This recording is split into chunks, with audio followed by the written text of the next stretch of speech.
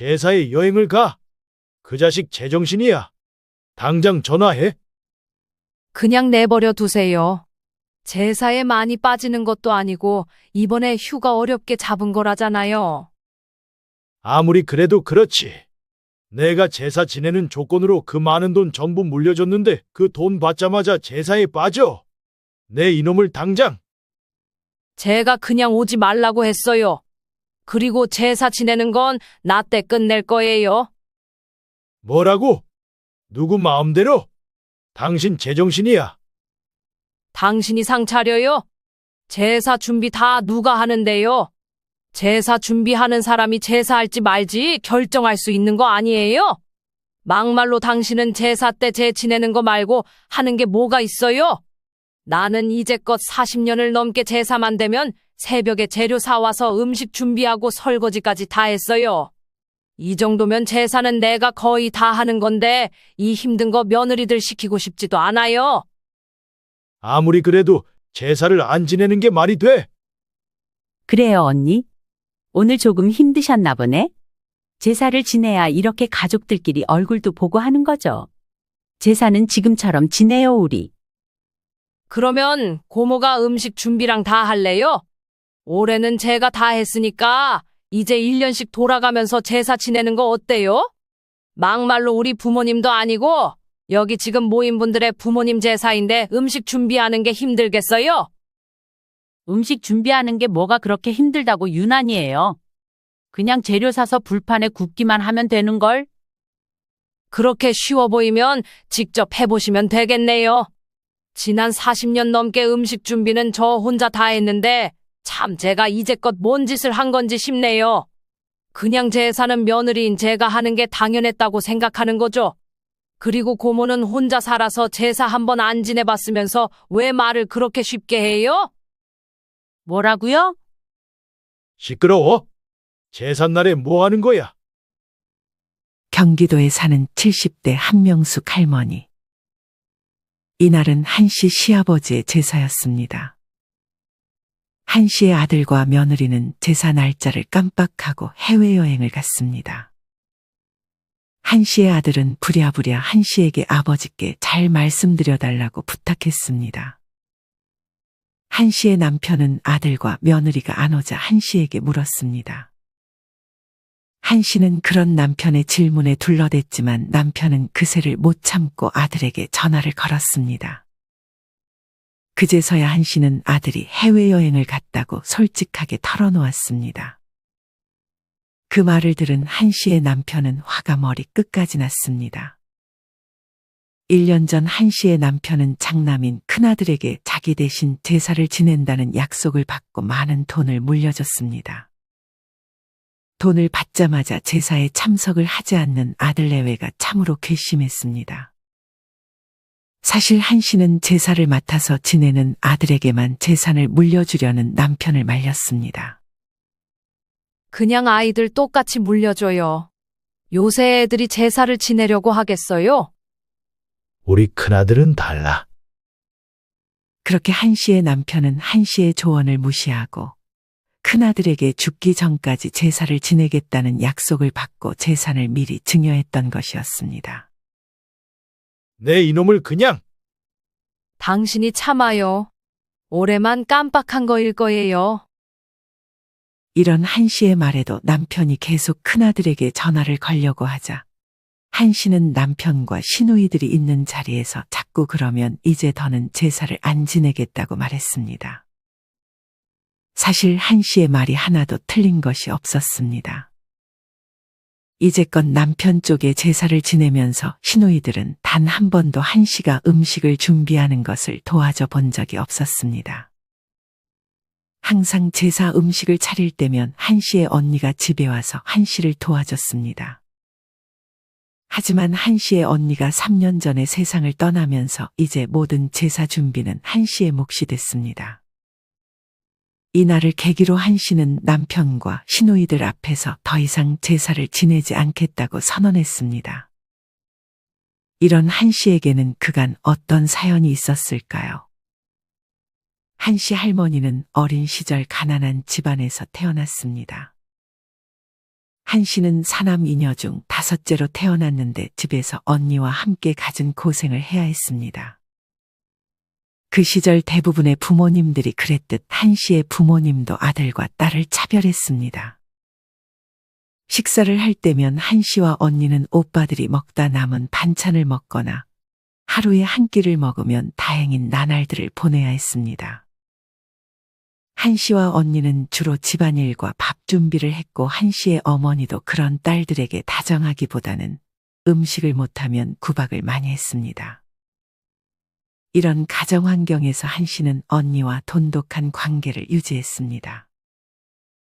세상에 기댈 사람이 한 명이라도 있다는 것이 한 씨에게는 큰 위안이 되었습니다. 이후 한 씨의 언니가 20살이 넘어갈 무렵 먼저 중매로 시집을 가게 되면서 집을 떠났습니다. 한 씨는 언니와 떨어지는 것이 매우 슬펐습니다. 한 씨의 언니는 그런 한 씨에게 시집을 가게 된 주소를 쪽지에 적어 한 씨에게 건넸습니다. 그렇게 시간이 흘러 한 씨도 성인이 되어 시집을 갔습니다. 한 씨 집안 중매를 봐주시는 분이 한 씨의 언니가 시집을 간 그 지역 남자들과 인연이 많았는지 한 씨도 언니와 그리 멀지 않은 지역에 시집을 가게 되었습니다. 한 씨는 시간이 되면 꼭 언니의 집을 찾아가 봐야겠다고 다짐했습니다. 하지만 한 씨는 시집을 가고 집 밖에 잘 나갈 수가 없었습니다. 한 씨의 남편은 이 당시에는 꽤 다정했지만 남편의 어머니는 그렇지 않았습니다. 한 씨의 시어머니는 한 씨의 어머니보다 더욱 까다로운 사람이었습니다. 그래도 한 씨는 자기의 어머니에게서는 가끔 따뜻함을 느낄 수 있었지만 시어머니는 한 씨에게 아예 정을 주지 않았습니다. 한 씨가 시집을 가고 한 달이 지났을 무렵 한 씨 시아버지의 제사가 다가왔습니다. 한 씨의 시어머니는 한 씨를 못 믿겠다며 음식에는 손 떼지 말고 나가서 떡을 좀 사오라고 했습니다. 무슨 떡 사오냐고 물어봤다가는 한 소리 들을 게 뻔해서 한 씨는 겁을 먹고 어떤 떡을 사야 하는지도 모른 채 떡집으로 향했습니다. 한 씨는 떡집 주인에게 물어보려고 했지만 주인이 워낙 바빠 보여서 어떤 떡을 사야 되는지 물어보지 못했습니다. 한 씨가 예전에 집에서 제를 지낼 때는 제사상에 백설기를 올렸는데 한 씨가 방문한 떡집에는 백설기가 도무지 보이지 않았습니다. 고민 끝에 한 씨가 고른 떡은 제일 무난해 보이는 팥떡이었습니다. 그렇게 한 씨는 팥떡을 들고 다시 집으로 들어갔습니다. 하지만 한 씨가 사온 팥떡을 보자마자 시어머니는 한 씨에게 소리쳤습니다. 누가 제사상에 팥떡을 올려? 너 지금 제정신이야? 조상님들 다 쫓을 일 있어? 한 씨는 죄인 마냥 고개를 숙인 채 그 자리에 가만히 서 있었습니다. 어머니, 그거 제가 사오라고 한 거예요. 제사상에 팥떡 올리는 걸로 착각했네요. 죄송해요. 한 씨의 남편은 한 씨가 혼날 때면 매번 이렇게 한 씨의 편을 들어주곤 했습니다. 아들의 말에는 화를 잘 안 내는 시어머니는 화를 멈추고 다시 가서 사오라고 했습니다. 한 씨는 의기소침하면서도 매번 자기 편을 들어주는 남편에게 고마웠습니다. 한 씨의 시어머니는 이후에도 한 씨가 집 밖에 나가는 것을 좋아하지 않았습니다. 여자가 너무 밖에 나돌아다니면 좋지 않은 소문이 날 수 있다는 것이 이유였습니다. 한 씨가 시집 온 이 집은 정말 제사가 많았습니다. 제사를 지낸 지 얼마 되지도 않았는데 바로 다음 달에 한 씨는 제사를 한 번 더 지내기도 했습니다. 한 씨는 이후 남편과 두 아들을 낳았습니다. 한 씨의 두 아들이 국민학교에 입학할 무렵 한 씨의 시어머니가 세상을 떠났습니다. 남편은 그런 어머니를 많이 그리워했습니다. 자연스럽게 시어머니가 하던 제사를 이제는 한 씨가 도맡아 하기 시작했습니다. 한 씨의 남편은 평소에 한 씨에게 한없이 다정했지만 제사가 다가오면 예민해졌습니다. 아무래도 어머니에 대한 그리움으로 조금 더 정성스럽게 제사를 지내고 싶었던 것 같았습니다. 제사만 되면 우리 어머니 모습이 떠올라서 좋으면서도 많이 그리워. 한씨는 그런 남편의 마음을 이해했고 자기도 정성스럽게 제사를 준비했습니다.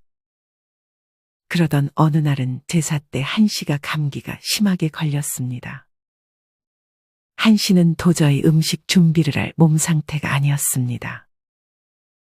하지만 한씨의 남편은 자기가 음식을 못하니 한씨가 해야 한다고 아픈 한씨를 일으켜 세웠습니다. 한씨는 그렇게 아픈 몸을 이끌고 음식을 만들어야 했습니다.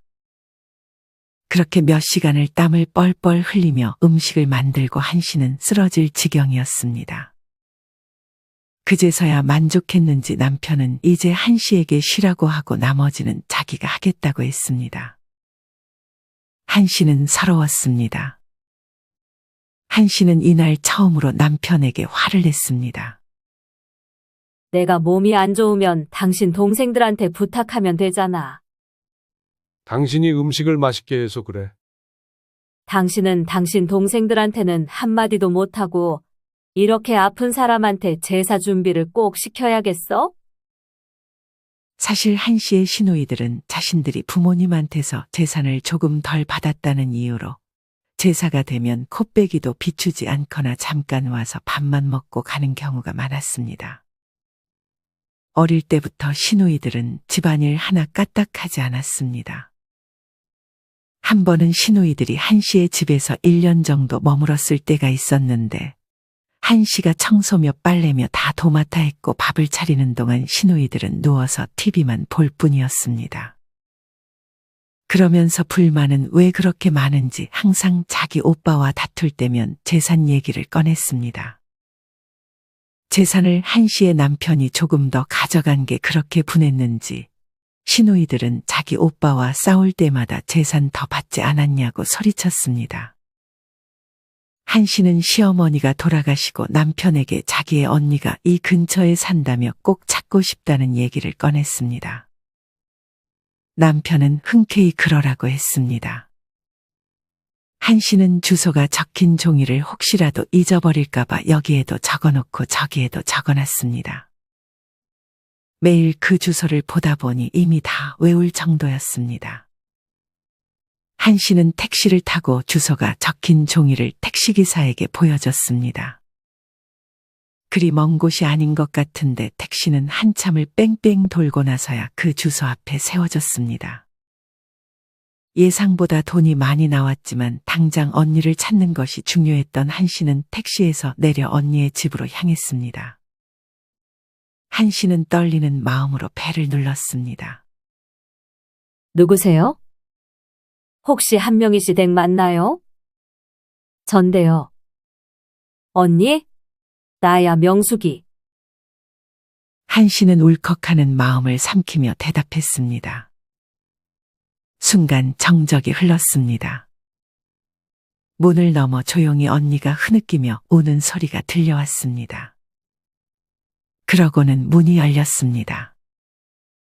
얼굴을 확인하자마자 둘은 서로를 알아보고 부둥켜 안았습니다.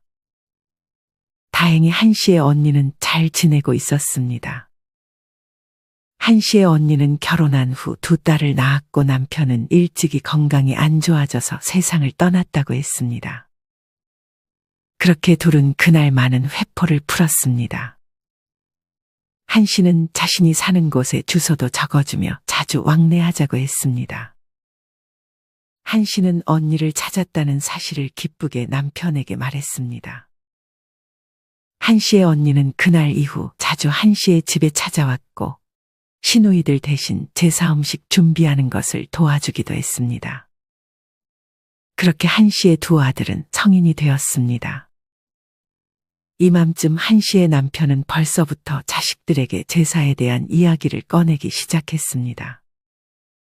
제사는 조상님을 기리는 날이니 절대로 끊겨서는 안 돼. 너희 중 한 명이 꼭 제사를 이어서 지내기를 바란다. 아빠는 카스테라를 좋아하니 나중에 아빠 죽으면 카스테라는 제사상에 꼭 올려주고.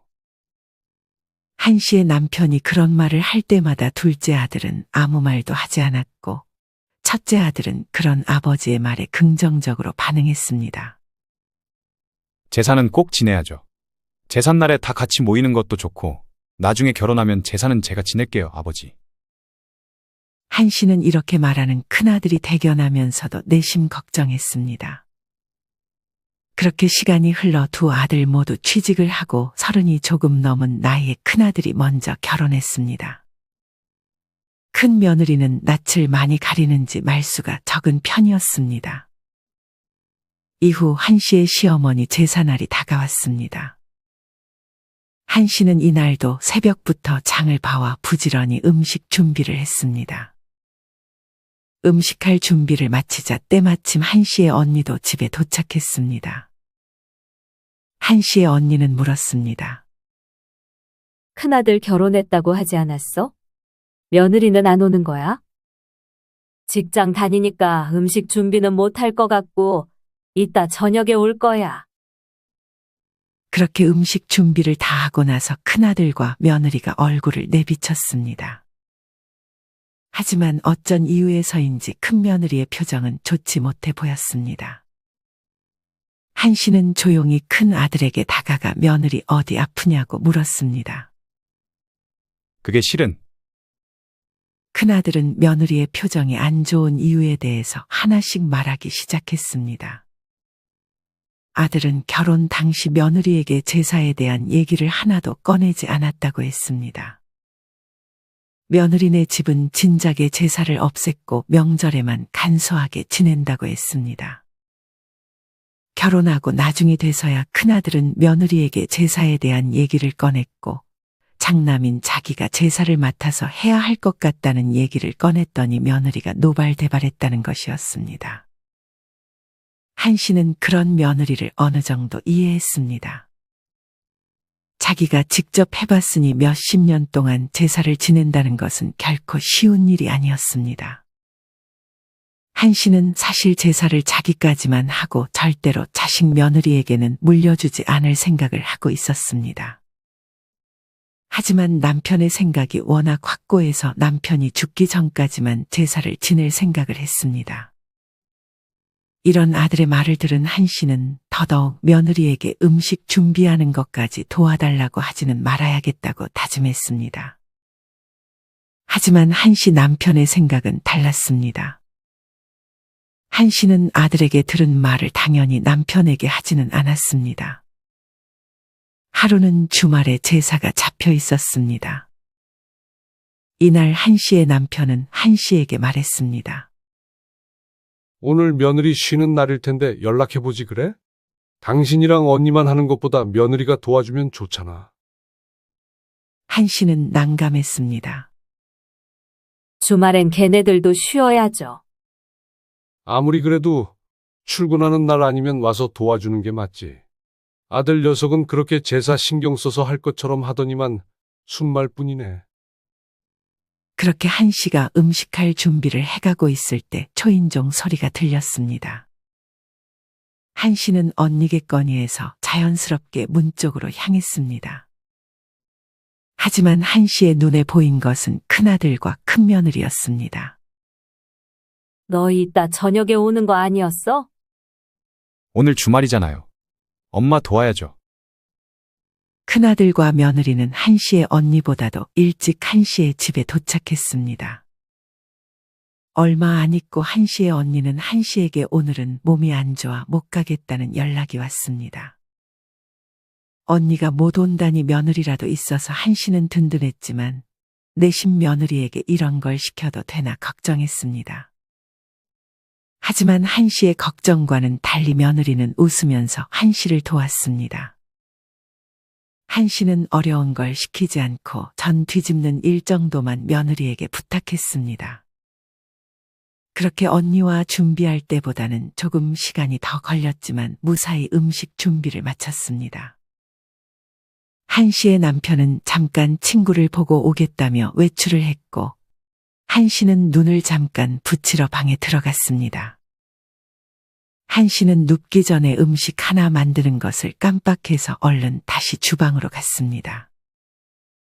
그때 방에서 말소리가 들려왔습니다. 당신 이모도 와서 도와줄 거라 내가 할 일 별로 없을 거라면서? 제사 때 항상 이모가 와서 도와줬는데 오늘은 몸이 안 좋으셨나 봐. 힘들어 죽는 줄 알았네. 얼굴도 모르는 분들의 제사를 왜 내가 지내야 돼? 그리고 요새 누가 음식을 직접 한다고 그래. 다 사서 하지. 당신 부모님들은 다 왜 이렇게 옛날 사고방식을 가졌어? 아버지 돌아가시면 분명 제사 없앤다고 했으니까 조금만 참자.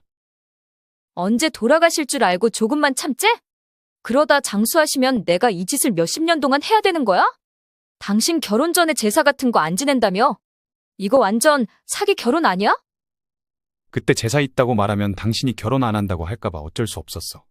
나도 많이 도와줬고 당신 최대한 안 힘들게 하려고 했는데 가만히 앉아서 전 뒤집는 것만 하는데도 힘들었어. 왔다 갔다 하는 건 나랑 우리 엄마가 다 했잖아. 그리고 아버지 돌아가실 때까지만 참석하면 아버지 재산도 우리가 다 받을 수 있다고 했잖아. 아버지 살아계실 때는 계속 제사 우리가 지낼 것처럼 행동해야 돼. 재산만 받으면 그때부터 신경 안 써도 되니까 조금만 참자. 지금 내 옷 안 보여? 기름 다 튀고 불 앞에 오래 있다 보니 피부도 뒤집어졌잖아. 주말에 이게 뭐야? 어머니가 확실히 수고비 준다고 하신 거 맞아? 수고비. 맞지. 끝날 때 아마 몰래 주실 거야. 최소 30만 원은 받아야겠으니까 그렇게 알아. 아들과 며느리의 대화를 듣고 이게 무슨 영문인가 싶었습니다. 한 씨는 그 대화를 통해 며느리는 제사를 별로 지내고 싶어 하는 것 같지 않다는 사실과 아들은 재산을 받기 위해 자기가 제사를 지내겠다는 말을 했다는 것을 그제서야 알게 됐습니다. 사실 한 씨도 이렇게 도와준 며느리를 위해 수고비로 20만 원 정도를 주려고 원래 생각했습니다. 한 씨가 생각하기에 20만 원 정도면 넉넉하겠구나 싶었지만 며느리의 말을 들어보니 그게 아니었습니다. 한 씨는 부랴부랴 봉투에 10만 원을 더 챙겨 넣었습니다. 한 씨는 조용히 방으로 다시 들어갔습니다. 잠을 청하려 했지만 잠이 올 리가 없었습니다. 그렇게 혼자 멍하니 앉아 있다가 한 씨는 아까 못했던 음식을 마저 준비하러 다시 나왔습니다. 아들과 며느리는 아무 일도 없었다는 듯 거실에서 TV를 보고 있었습니다. 그렇게 그날 제사는 무사히 마치고 며느리가 갈 때 한 씨는 남편 몰래 수고비가 담긴 봉투까지 며느리에게 건넸습니다. 봉투를 건네자 사양하려는 며느리의 모습이 참 가식적으로 보였습니다. 이후 둘째 아들도 결혼을 했습니다. 둘째 아들과 며느리는 제사에 가는 것이 당연하다는 듯 참석했습니다. 그리고 둘째 며느리는 어찌나 싹싹하던지 항상 한 씨가 일어나려고 할 때면 손으로 못 일어나게 막고 자기가 대신 일어나서 잔심부름을 했습니다.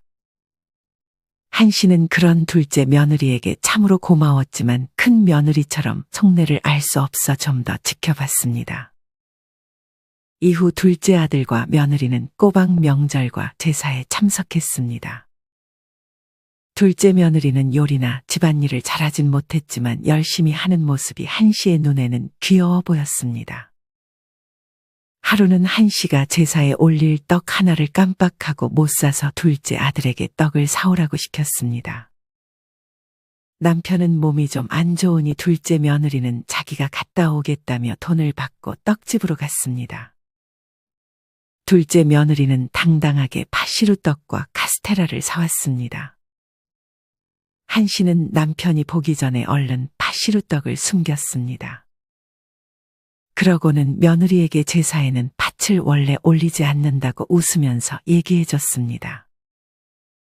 한 씨는 둘째 며느리를 보며 예전 자신의 모습이 생각나 웃음이 나왔습니다. 이때부터 한 씨는 둘째 며느리에게 더 정이 가기 시작했습니다. 하지만 첫째 며느리는 그런 둘째 며느리를 보며 위기의식을 느꼈는지 출근하는 날이 아니면 명절이나 제사 때 한 씨가 음식 준비를 시작하기도 전에 한 씨의 집을 찾아왔습니다. 한 씨는 그렇게 몇 년간 두 며느리와 언니의 도움으로 제사 준비를 잘할 수 있었습니다. 그렇게 시간이 흘러 남편의 건강이 점점 안 좋아지고 있었습니다.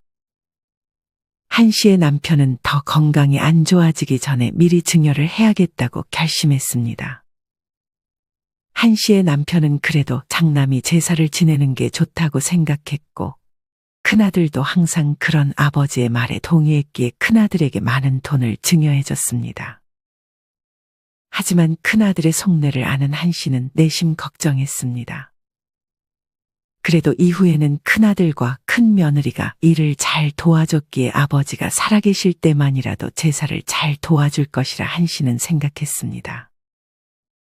하지만 몸이 안 좋아진 것은 한씨의 남편만이 아니었습니다. 한씨는 어느 날 몸이 예전 같지 않고 피곤한 날이 많아져 병원에 가서 검진을 받았습니다. 한씨의 나쁜 예감은 틀리지 않았습니다. 한씨는 이날 유방암 3기 판정을 받았습니다. 그래도 수술 잘 받으면 살 수 있다는 말을 듣고 당장 수술 날짜를 잡았습니다. 한씨는 이 사실을 남편에게는 알리지 않았습니다. 한씨는 바로 언니가 떠올랐지만 안타깝게도 한씨의 언니는 3년 전 세상을 떠났습니다. 한씨는 자식들 걱정할까봐 조용히 혼자 수술을 받았습니다. 의사 선생님은 한씨에게 절대 당분간 무리를 하지 말라고 했습니다. 하지만 불행히도 얼마 안가 제사가 닥쳤습니다. 한씨는 불편한 몸을 이끌고 혼자서 장을 보고 왔습니다. 도저히 물건을 들고 오기가 힘들어 이날은 음식 재료들을 전부 택배로 붙였습니다. 택배로 배달시키는 것이 이렇게 편한 것인지 이제야 안 것을 한씨는 후회했습니다. 큰아들은 돈을 증여받자마자 태도가 180도 달라졌습니다. 당연히 음식 준비를 도와주러 오지 않았습니다. 이날은 둘째 내외도 직장에 나가는 평일이었기에 한씨는 혼자서 제사 음식을 준비했습니다. 이제껏 언니나 며느리들이 도와줘서 좀 편했는데 이날 다시 혼자서만 준비하려니 참으로 힘들었습니다. 그렇게 할머니는 불편한 몸으로 오전부터 오후까지 긴 시간 혼자서 음식을 준비했습니다. 이날 제사에는 둘째 아들과 둘째 며느리만 오고 큰아들 내외는 오지 않았습니다. 오늘 제사인데 안 오니? 아, 오늘이 제사였어요? 지난주에도 말했잖아. 제가 깜빡했네요. 어쩌죠? 저희 지금 해외에 나와 있는데. 네 아버지 알면 난리 날 텐데. 엄마가 잘 말해주세요. 저희 지금 해외라 통화요금 많이 나올 거예요. 저희 밥 먹고 있어서 일단 끊을게요. 한씨는 남편에게 뭐라고 말해야 할지 난감했습니다. 한씨의 남편은 큰아들은 왜 안 오냐고 한씨에게 물었습니다. 한씨는 일단 둘러댔지만 증여를 한 바로 다음 제사라 한씨의 남편은 한씨가 둘러대는 말에도 큰아들을 이해하지 못했습니다. 결국 한씨는 그런 남편에게 사실대로 말했습니다. 제사에 여행을 가.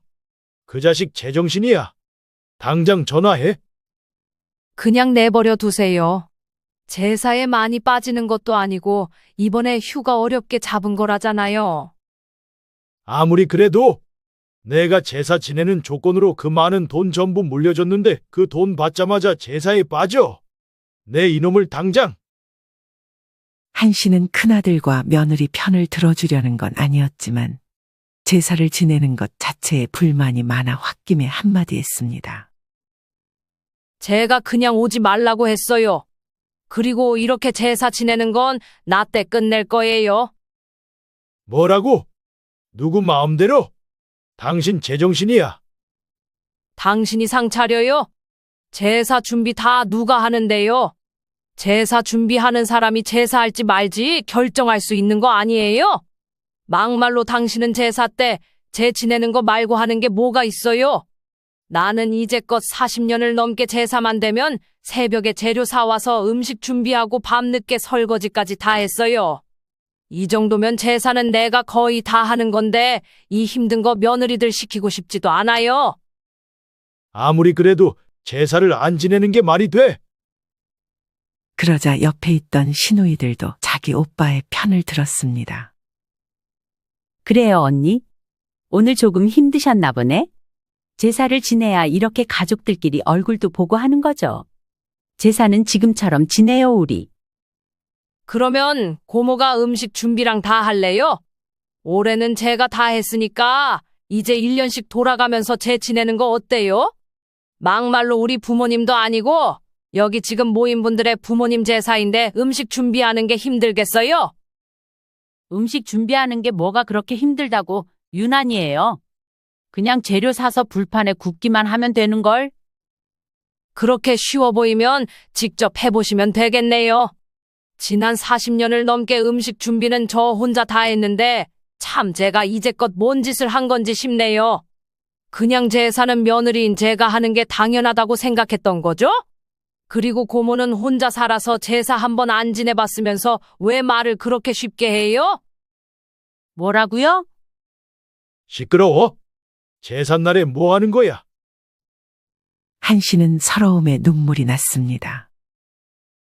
이곳에 있는 사람들 중 아무도 한 씨가 수술을 받았다는 사실을 몰랐습니다.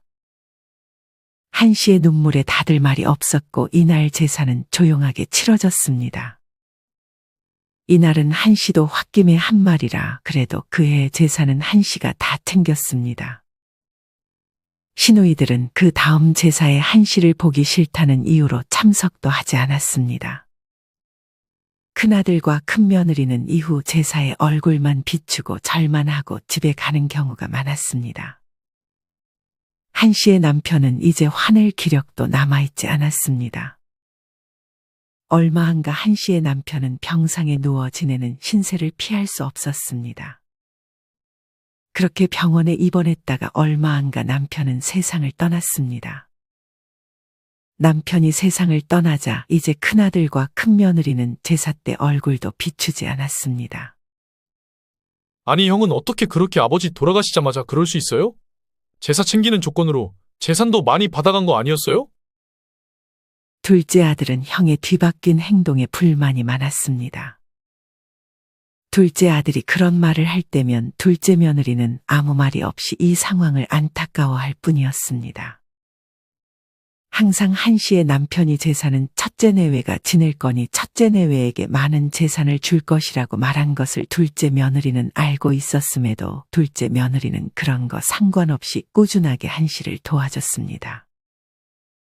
한 씨는 어차피 제사를 없앨 생각이었기 때문에 올해 마지막으로 같이 지내고 앞으로는 명절만 지내자고 둘째 아들에게 얘기했습니다. 둘째 아들과 며느리는 앞으로 엄마 살아계실 때까지 자기들이 제사를 맡아 지내겠다고 했지만 한 씨는 한사코 거절했습니다. 앞으로 제사는 나 혼자 그리고 네 아버지 제사만 지낼 거니까 오지 않아도 된다. 나도 몇 년만 더 지내고 더는 안 지낼 거야. 하지만 둘째 아들과 며느리는 항상 아버지 제사가 되면 한 씨의 집에 찾아와 음식하는 것을 돕고 제 지내는 것을 다 마치면 설거지까지 돕고 나서야 집으로 돌아갔습니다. 이에 반해 첫째는 제사 때 오기는커녕 전화 한 통 없었습니다. 큰아들 내외는 심지어 1년에 한 번 설날에 오던 것도 더 이상 오지 않기 시작했습니다. 한 씨는 다행히 건강을 잘 회복하고 있었습니다. 그러고는 어느 날 자신의 생일에 두 아들을 불렀습니다. 둘째 아들과 며느리는 함께 오고 첫째는 이날도 안 오려던 것을 한 씨는 중요하게 할 얘기가 있다면서 첫째를 겨우 불렀습니다. 첫째는 엄마의 안부보다는 무슨 할 말이 있어서 불렀는지만 궁금했습니다. 무슨 할 말이 있으셔서 부르셨어요? 혹시 숨겨둔 재산이라도 있으세요? 아들은 웃으며 농담처럼 얘기했지만 거기 있는 그 누구도 이런 재미없는 농담에 웃지 않았습니다. 사실 내가 예전에 수술을 받았어. 네? 어떤 수술이요? 둘째 아들이 놀라 물었습니다. 유방암 3기 수술.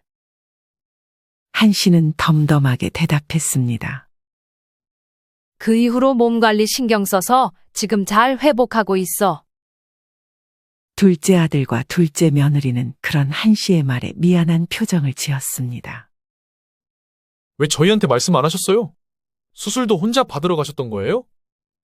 그냥 별거 아니라고 생각했어. 수술도 다행히 잘 끝났고.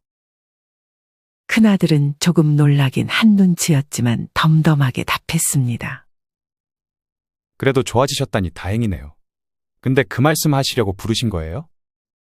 너한테는 이 말이 참 별거 아닌 것으로 느껴지는가 보구나.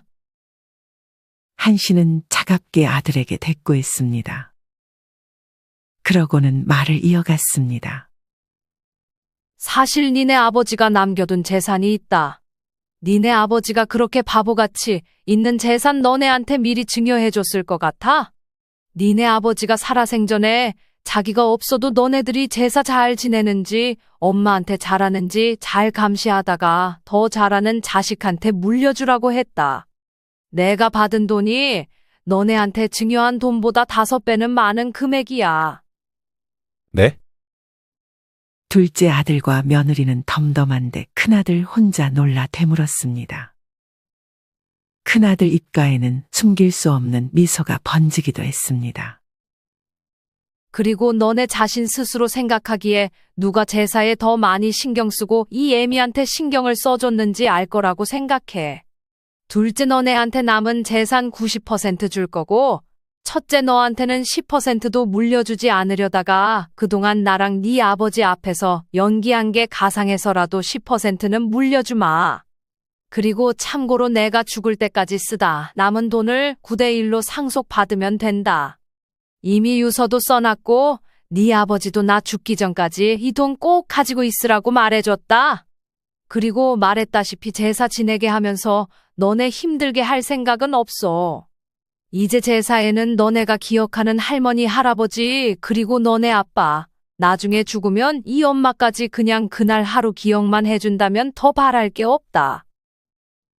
한 씨는 말을 더 하고 싶었지만 90%의 재산을 동생에게 물려줄 거라는 말에만 꽂혀 있었던 큰아들은 한 씨의 말을 가로챘습니다. 엄마, 그런 게 어딨어요. 제가 제사를 많이 못 가긴 했지만 저랑 제 와이프, 그래도 아빠 건강하실 적에는 열심히 제사 챙겼어요. 너 그거 아빠 재산 때문에 열심히 한 척한 거 아니었니? 저 절대 그런 생각 한 적 없어요. 내가 녹음한 거 있는데 그거 들려줄까? 아버지 돌아가실 때까지만, 아니 재산 물려받을 때까지만 연기하면 된다고 네 마누라한테 신신당부했잖아. 당연히 큰아들은 그 자리에서 아무 말도 하지 못했습니다. 엄마의 말을 듣고 있던 작은 아들은 그 말을 듣고 화를 참지 못해 형의 멱살을 잡고 소리쳤습니다. 둘째는 운동도 하고 큰아들보다도 체격이 훨씬 커 첫째는 저항 한번 해보지 못했습니다.